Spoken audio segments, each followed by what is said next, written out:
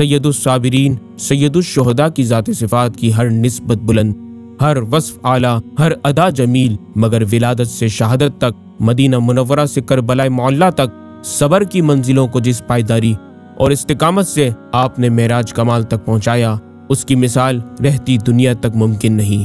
نگاہ نبوت تو آپ کی ولادت باسعادت سے قبل ہی آپ کے اوصاف جمیلہ کو دیکھ رہی تھی، جس کے شواہد احادیث و کتب سیر و تاریخ میں واضح طور پر پائے جاتے ہیں۔ اس واقعہ ہائلہ کے بعد کیا کچھ چشم فلک نے دیکھا، آئیے ذرا تاریخ کو کھنگالتے ہیں کہ جب حسین ابن علی کو شہید کر دیا گیا، اس دن نانا کی عطا کردہ کنکریوں سے خون بہا۔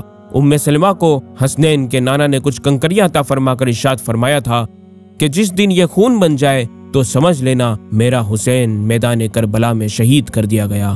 آپ فرماتی ہیں کہ جس رات کی صبح حسین کی شہادت ہوئی، اسی رات میں نے دیکھا کہ ان کنکریوں سے خون بہہ رہا ہے۔ جب حسین ابن علی کو شہید کر دیا گیا، اس دن آسمان سے خون برسا۔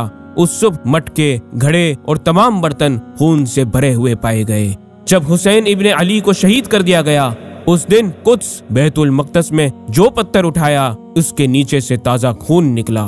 جب حسین ابن علی کو شہید کر دیا گیا، اس دن خراسان، شام، کوفے وغیرہ میں ہر گھر کے در و دیوار پر خون ہی خون نظر آتا۔ جن کپڑوں پر یہ خون لگا، ان کپڑوں کا ایک ایک تار علیحدہ ہو گیا، مگر خون کا دھبا نہیں گیا۔ جب حسین ابن علی کو شہید کر دیا گیا، اس دن آفتاب کو گرہن لگا، آسمان تاریک ہو گیا، ایسی تاریکی ہوئی کہ دوپہر میں تارے نظر آنے لگے، ہر سو 3 روز تک کامل اندھیرا رہا۔ جب حسین ابن علی کو شہید کر دیا گیا، اس دن آسمان رویا، زمین روئی، جنات روئے، راہب تک اس حادثہ قیامت نما سے کانپ گئے اور رو پڑے۔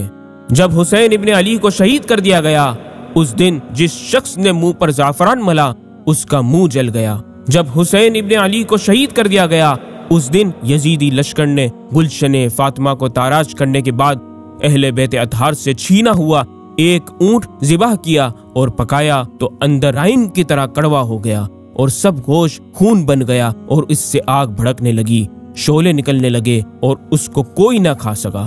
جب حسین ابن علی کو شہید کر دیا گیا، اسی دن سے شفق میں سرخی پائی گئی۔ علماء فرماتے ہیں کہ شفق کے ساتھ جو یہ تیز سرخی دیکھی جاتی ہے، یہ شہادت امام سے پہلے نہ تھی۔ بعد شہادت 6 مہینے تک آسمان کے کنارے سرخ رہے، پھر یہ سرخی ظاہر ہوئی۔ جب حسین ابن علی کو شہید کر دیا گیا، اس دن حضرت ام معبد کی بھانجی حضرت ہند کے گھر حسنین کے نانا کے دہن سے نکلے پانی سے جو درخت پیدا ہوا تھا، اس میں بڑے بڑے پھل لگے ہوئے تھے، جن میں عنبر جیسی خوشبو، شہد جیسی مٹھاس۔ ان پھلوں میں یہ خاصیت کہ اگر بھوکا کھائے تو سیر ہو جائے، پیاسا کھائے سیراب ہو جائے، بیمار کھائے شفا یاب ہو جائے، اونٹ یا بھیڑ یا بکری وغیرہ اس کا پتا کھائے تو اس کا دودھ زیادہ ہو جائے۔ حضرت ہند فرماتی ہیں، ہم نے اس کا نام شجرہ مبارکہ، برکت والا درخت رکھا تھا۔ پھر ہم نے دیکھا کہ اس مبارک درخت کے تنے سے تازہ خون جاری ہے، پتے سوکھ کر گر گئے۔ ہم لوگوں نے گمان کیا کہ شاید پھر کوئی بڑا حادثہ رونما ہوا ہے۔ دن اسی وحشت و پریشانی کے عالم میں گزرا۔